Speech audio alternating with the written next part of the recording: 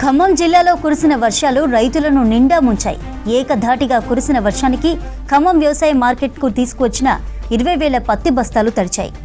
ఇదే అదునుగా తడిచిన బస్తాలతో పాటు తడవని బస్తాలకు క్వింటాలకు 400 వరకు కోత విధిస్తున్నారు వ్యాపారులు.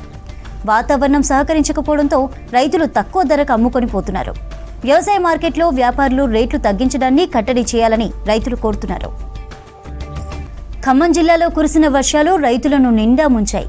ఏకధాటిగా కురిసిన వర్షానికి ఖమ్మం వ్యవసాయ మార్కెట్కు తీసుకువచ్చిన 20,000 పత్తి బస్తాలు తడిచాయి.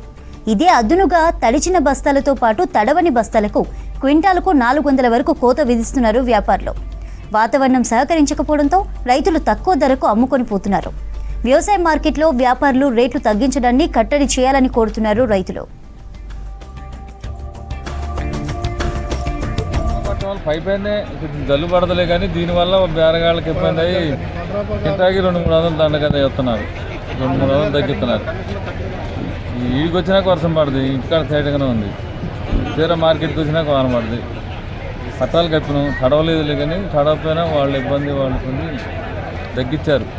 వాన వల్ల మాకు కింటాకి 200-300 దండగా. మామూలుగా 7,000 దాకా ఉండే మంచి రేటు.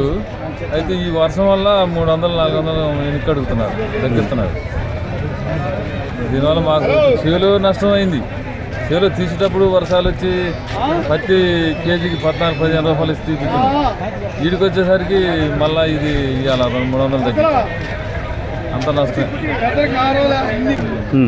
CCI పెట్టి మమ్మల్ని కాపాడాలని చెబుతున్నాం.